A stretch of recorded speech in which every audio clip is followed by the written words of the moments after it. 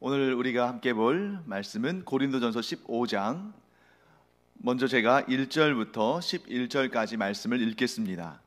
형제들아, 내가 너희에게 전한 복음을 너희에게 알게 하노니 이는 너희가 받은 것이요 또 그 가운데 선 것이라. 너희가 만일 내가 전한 그 말을 굳게 지키고 헛되이 믿지 아니하였으면 그로 말미암아 구원을 받으리라.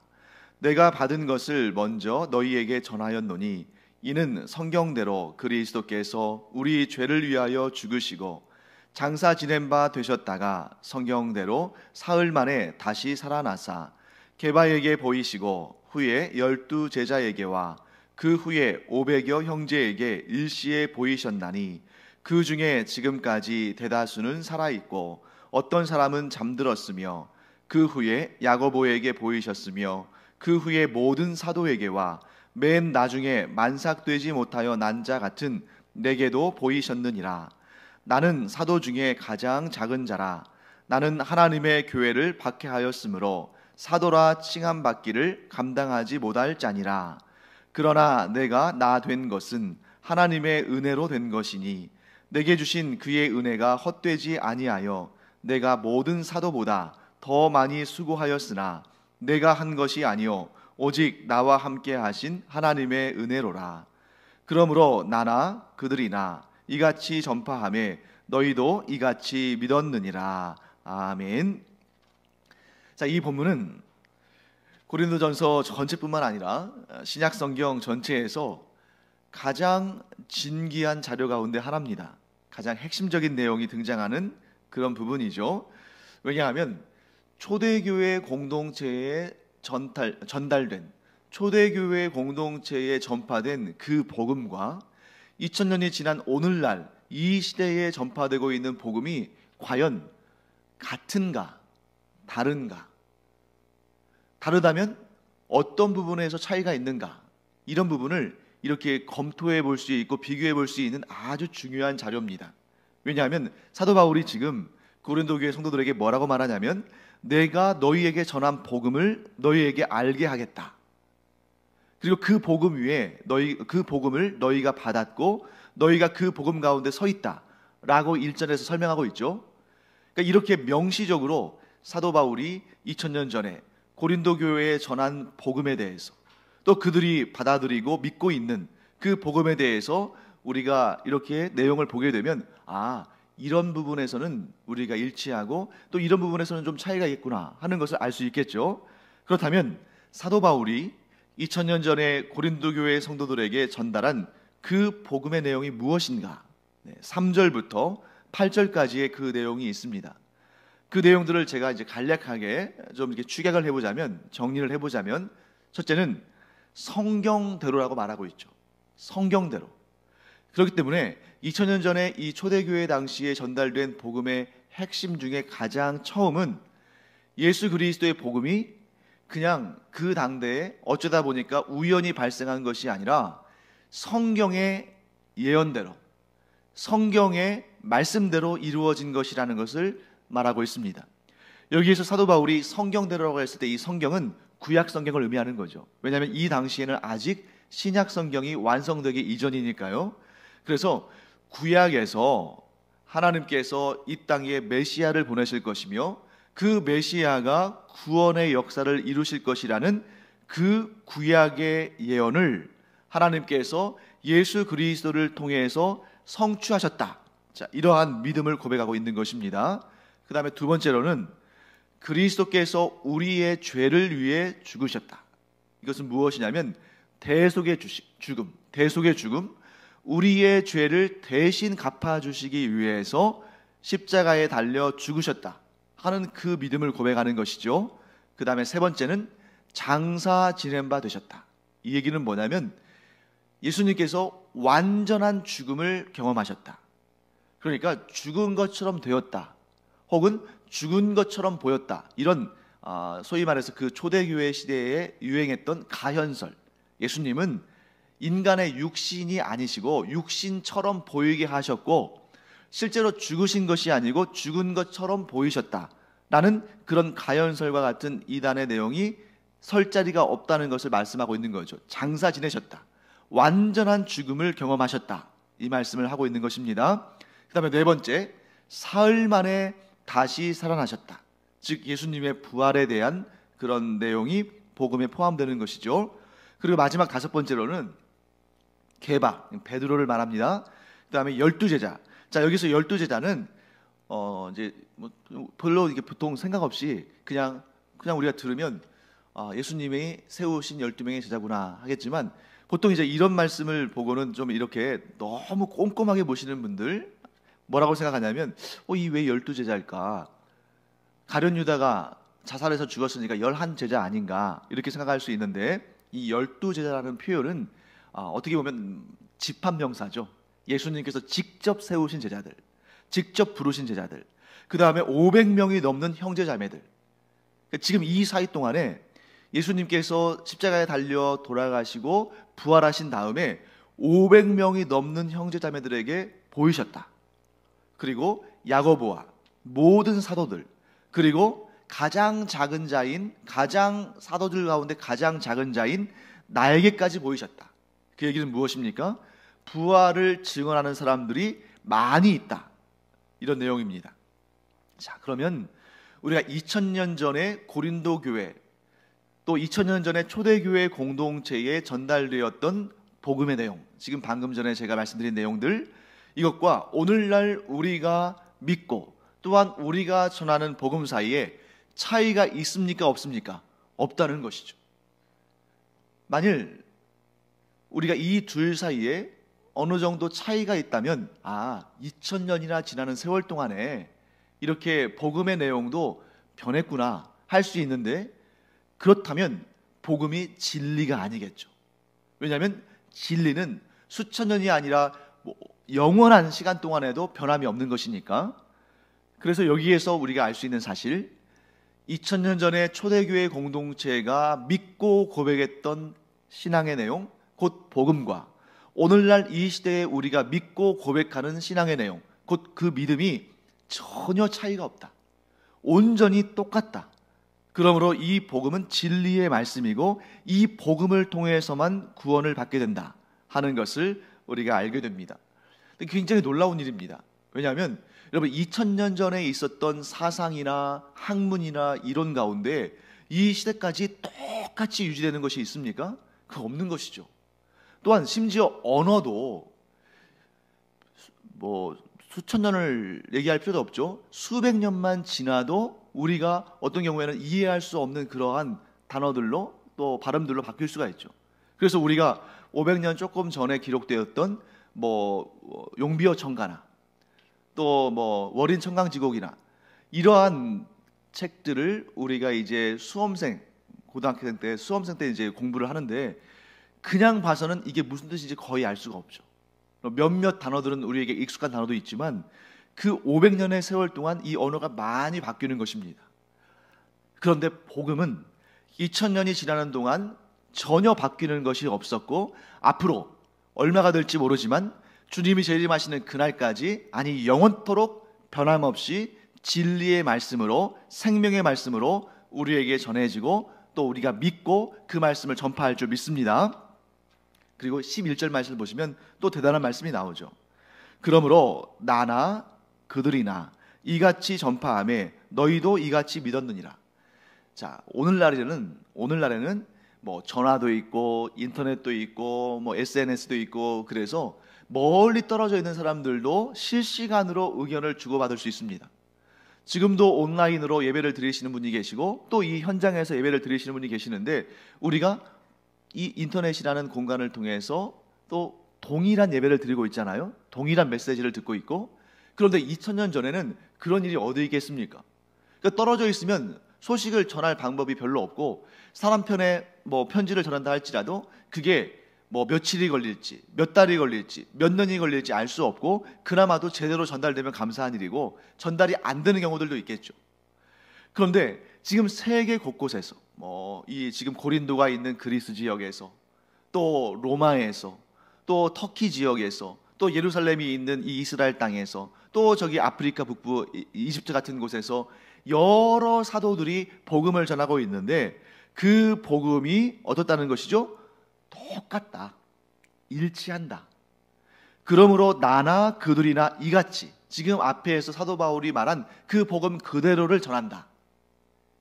그러므로 너희가 이와 같이 동일한 복음을 믿었다라고 이야기하는 것을 보게 됩니다. 자, 그 다음에 우리 이제 12절부터 19절까지 말씀 한번 보겠습니다. 제가 먼저 읽겠습니다.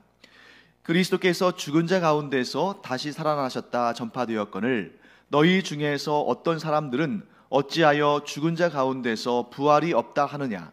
만일 죽은 자의 부활이 없으면 그리스도도 다시 살아나지 못하셨으리라. 그리스도께서 만일 다시 살아나지 못하셨으면 우리가 전파하는 것도 헛것이요 또 너희 믿음도 헛것이며 또 우리가 하나님의 거짓 증인으로 발견되리니 우리가 하나님이 그리스도를 다시 살리셨다고 증언하였음이라. 만일 죽은 자가 다시 살아나는 일이 없으면 하나님이 그리스도를 다시 살리지 아니하셨으리라.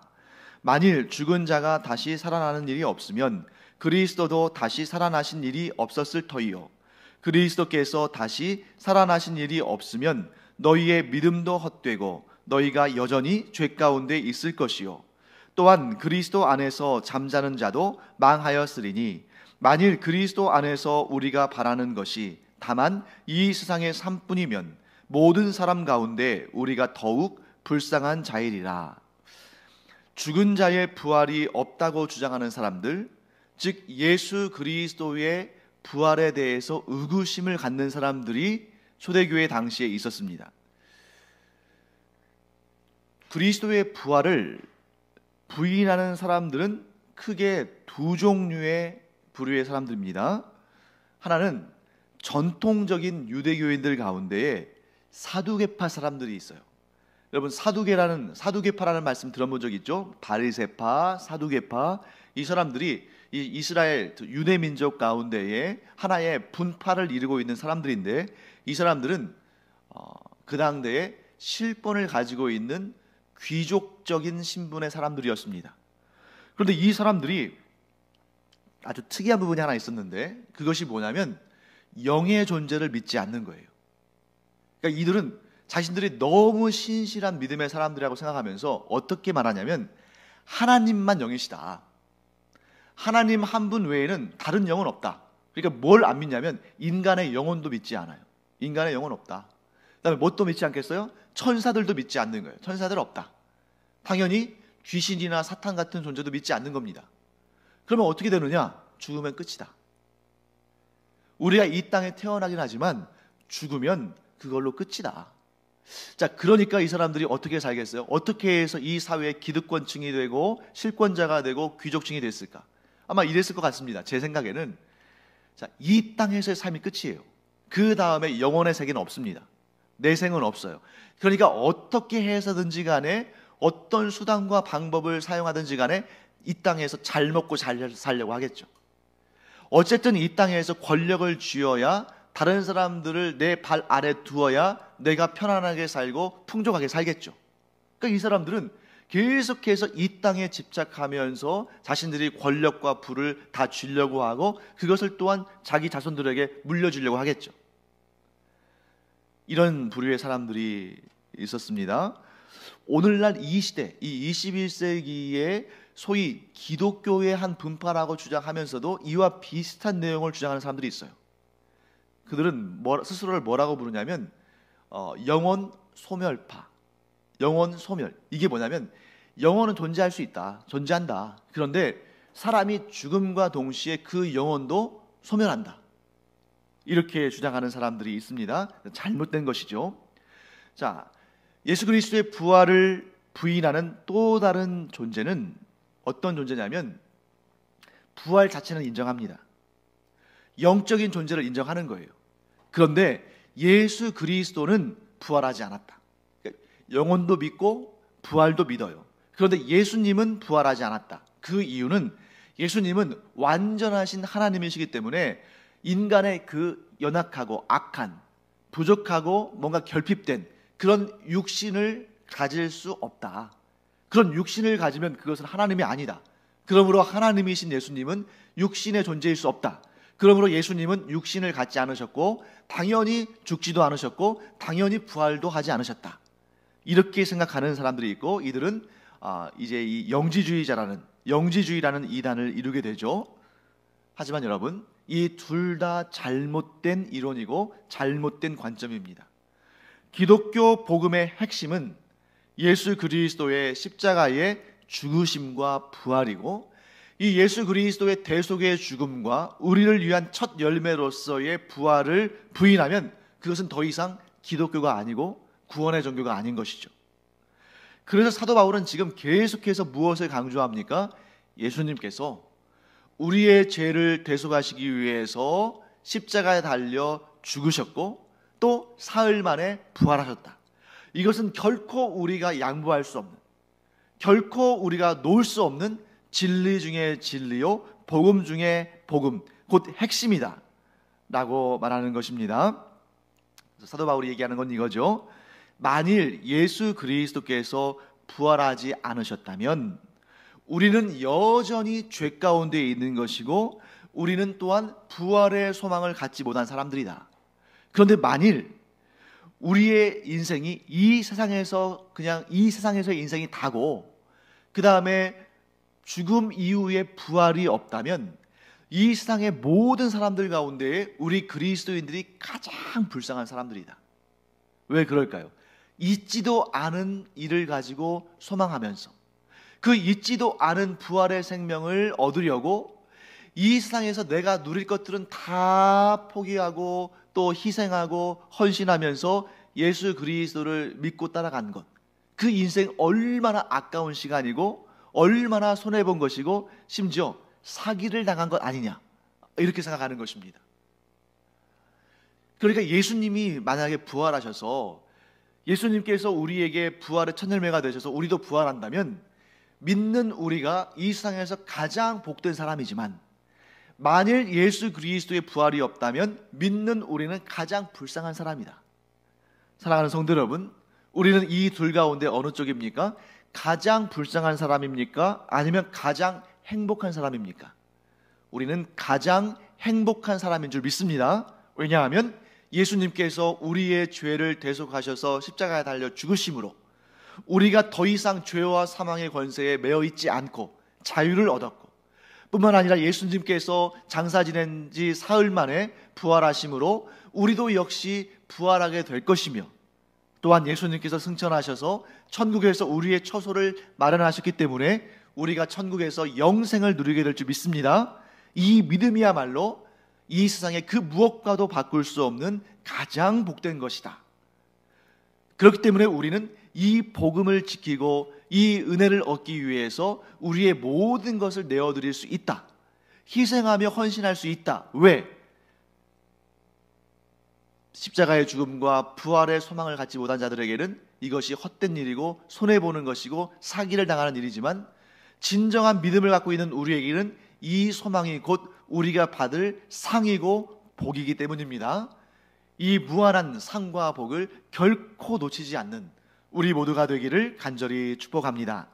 자, 그 다음에 굉장히 지금 이 15장이 길잖아요. 이거 다 읽다 보면 너무 시간이 많이 가니까 여러분들이 찬찬히 읽어보시고 제가 그 안에 있는 내용들을 또 좀 이렇게 설명해 드리도록 하겠습니다.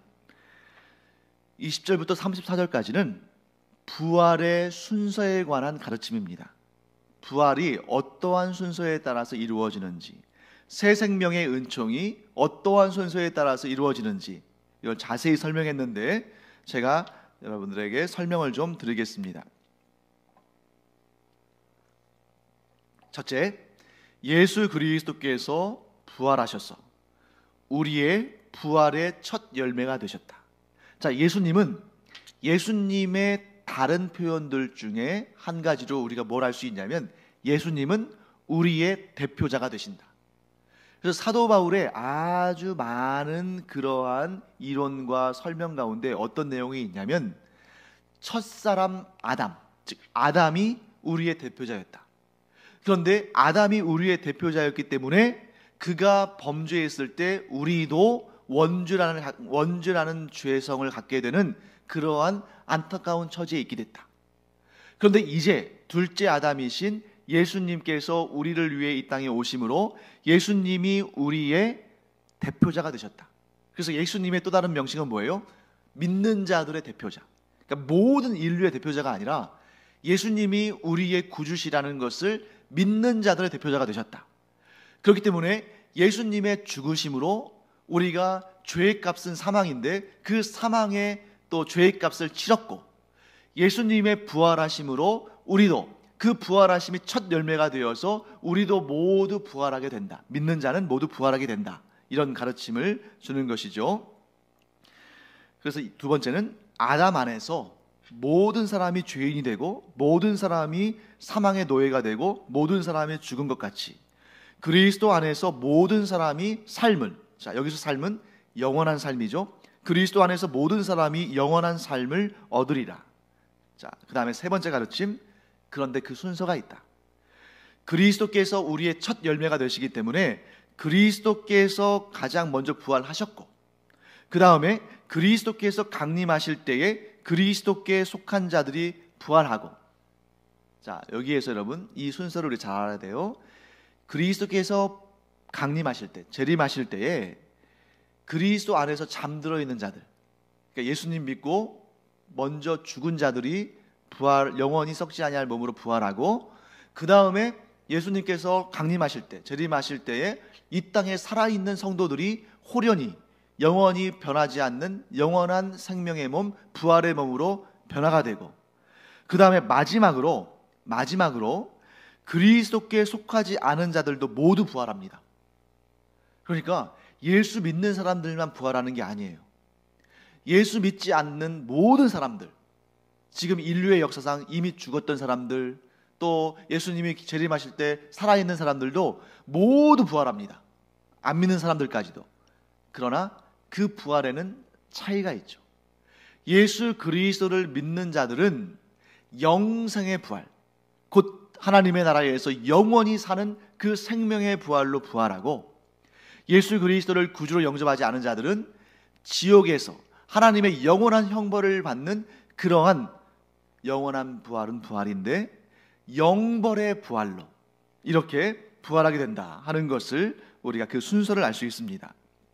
그리고 예수님께서는 재림하셔서 모든 것을 다스리시는데 그 완성은, 최후의 완성은 죽음을 굴복시키시고 모든 성도들에게 영원한 생명을 주시는, 그것이 곧 예수님의 재림 때에 이루어질 일이다 하는 것을 알게 됩니다. 그리고 마지막, 죽음을 굴복하게 하신 예수님은 겸손하게 성부 하나님께 스스로를 복종하시며 또한 성부 하나님을 만유의 주로 높여드릴 것이다. 이게 바로 예수님의 재림의 때에 하실 사역입니다.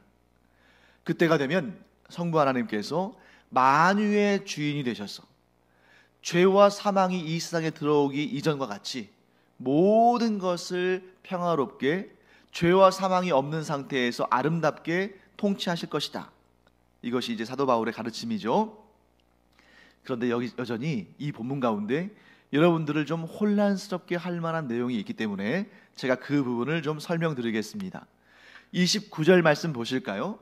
29절 말씀 보시면 이런 내용이 있습니다. 만일 죽은 자들이 도무지 다시 살아나지 못하면 죽은 자들을 위하여 세례를 받는 자들이 무엇을 하겠느냐? 어찌하여 그들을 위하여 세례를 받느냐?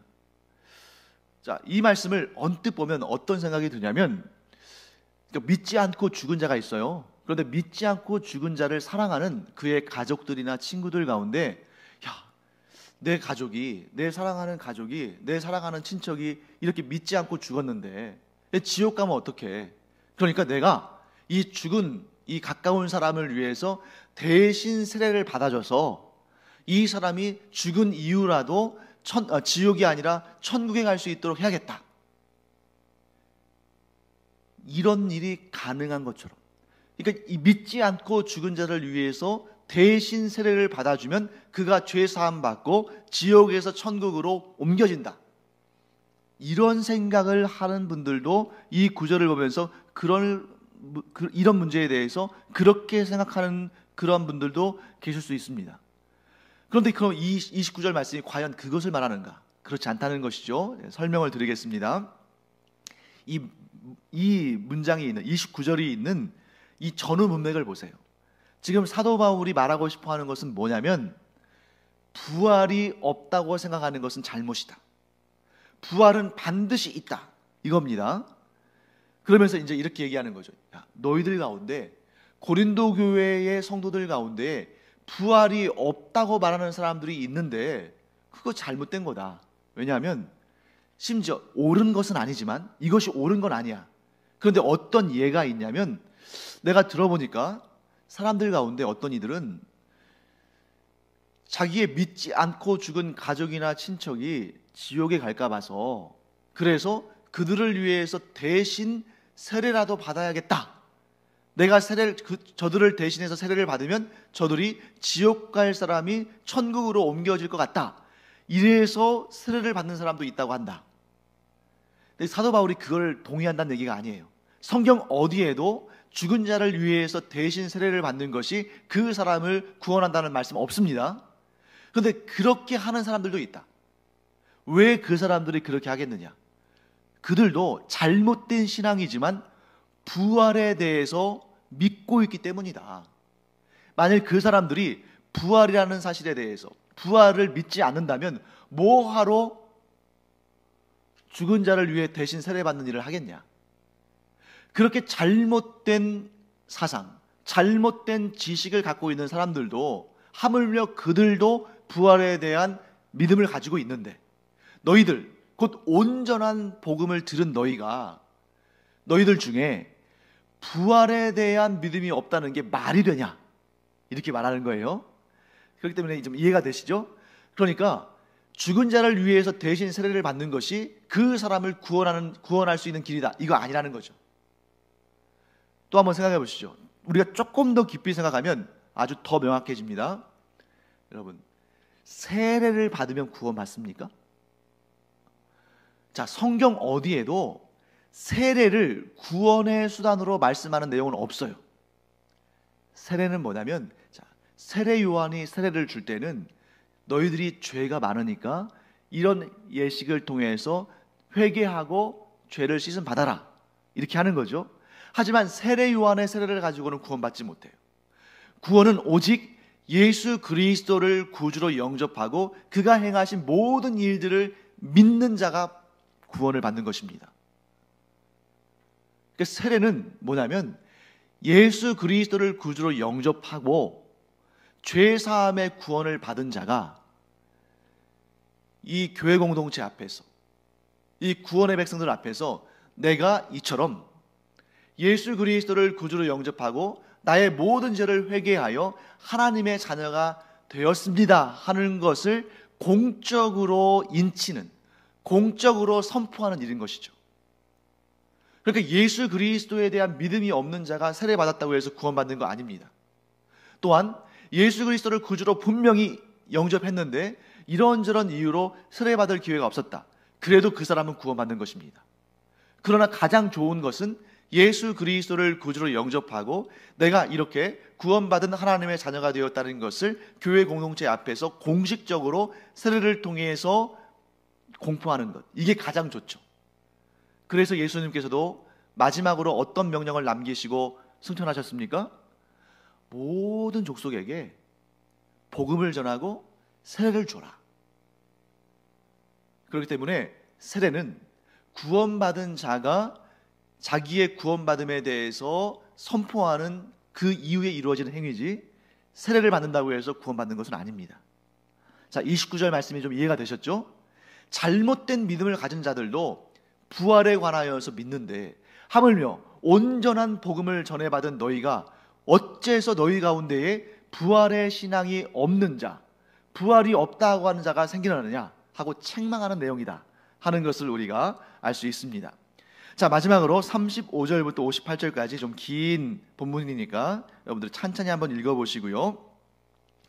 제가 간단하게 설명드리겠습니다. 자, 부활에 대해서, 죽음과 부활에 대해서 사도 바울이 뭐라고 말하냐면, 자, 여러분 이 부분을 여러분들이 잘 들으셔야 돼요. 죽음을 두려워하지 않는 사람은 없습니다. 그렇죠? 모든 사람들이 죽음을 두려워해요. 그런데 그 죽음을 두려워하는 것이 또 다른 문제를 야기할 수 있는데, 그게 뭐냐면 이 사실을 모른다는 거예요. 자, 부활을 얻기 위해서는 어떻게 해야 되는 겁니까? 죽어야 하는 거죠. 예수님께서 재림하시는 때에 우리가 그때까지 생존해 있다면, 살아있다면 우리가 육신의 죽음을 경험하지 않겠지만, 우리가 죽기 이전에 예수님께서 재림하지 않는 이상은 우리는 죽어야만 부활할 수 있습니다. 그러니까 그리스도인들에게는 죽음이 막 피해야 할 대상, 너무너무 두려운 대상, 정말 저주스러운 일, 이게 아니라는 거예요. 죽음은 또 다른 복입니다.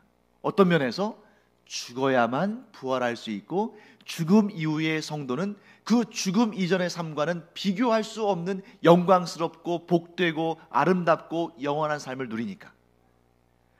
그래서 우리가 죽음을 이 세상 사람들과 똑같이 이해하면 안 돼요. 이 세상 사람들은 죽음이 너무 고통스러운 일이고 너무 슬픈 일입니다. 그래서 믿지 않는 자들의 그 장례식장에 가면 펑펑 울 수밖에 없죠. 곡을 하면서 울 수밖에 없죠. 그래서 유교 문화에서의 장례식은 어떻습니까? 심지어 효자라고 인정받으려면, 효부라고 인정받으려면 3년씩이나 그 부모의 무덤 앞에서 초막을 짓고 거기에서 곡을 하면서 있어야 하잖아요. 우리는 그게 아니라는 거예요. 죽음은 물론 슬픈 일입니다. 왜냐하면 사랑하는 사람을 더 이상 이 세상에서 얼굴과 얼굴을 마주하며 대할 수 없으니까. 하지만 죽음은 마냥 슬픈 일만은 아닙니다. 왜냐하면 그 죽음 이후에 부활이 있고, 그 부활을 통해서 우리는 천국에서의 영생을 누리기 때문이죠. 관점이 다른 것입니다. 그래서 어떤 분들은 이렇게 생각할 수 있겠죠. 그럼 빨리 죽으면 좋겠다. 이 고통스러운 세상에서 빨리 벗어나서 예수 그리스도의 그 부활하심을 나도 얻고, 그래서 천국에서 영생을 누리는 것이 하루라도 빨리 오면 좋은 거 아니냐? 사도 바울도 그런 말 한 적 있어요. 사도 바울도 나도 이 세상에서의 인생이 빨리 끝나고 하루라도 빨리 천국 갔으면 좋겠다. 그런데 내가 그렇게 하지 않는다. 왜 그래요? 하나님께서 나에게 맡겨주신 사명이 있기 때문이다. 사랑하는 성도 여러분, 우리가 이 땅에서 살아가는 이유는 이 땅에서의 삶이 천국에서의 삶보다 더 좋고 행복하기 때문이 아닙니다. 우리가 이 땅에서 살아가는 이유는 이 땅을 살아가는 동안 그 인생 가운데 하나님께서 우리에게 맡겨주신 사명이 있기 때문이에요. 그것이 각자마다 다르겠죠. 그러나 공통된 사명도 있죠. 우리가 이 땅에서 예배자의 삶을 살며, 우리가 이 땅에서 복음 전달자의 삶을 살며, 우리가 이 땅에서 이 땅에 하나님의 나라를 확장하는, 즉 생명구원의 역사를 이루는데 하나님의 귀한 일꾼으로의 삶을 살아가는 이러한 아주 중요한 사명을 받았기 때문에 우리가 주님 부르시는 그날까지 이 땅에 사는 것입니다. 우리 잘못 생각하면 안 됩니다. 그리스도인들이 천국보다 이 땅을 더 소망하면 안 돼요. 천국보다 이 땅의 삶이 더 재밌다고 생각하면 안 됩니다. 천국보다 이 땅에서의 삶이 더 행복하다고 생각하는 것도 잘못입니다. 그럼에도 불구하고 우리가 이 땅에서 하나님께서 주신 그 생명의 수완을 다 살아야 되는 이유는 그 시간이 우리가 하나님께로 부여받은 임무 완성의 시간, 그 사명을 행해야 되는 시간이기 때문입니다. 그래서 우리가 이 죽음에 대한 의미를 또 이렇게 정확히 알아가는 은혜가 있기를 축복합니다. 기도하겠습니다. 하나님, 주님의 은혜를 감사드립니다.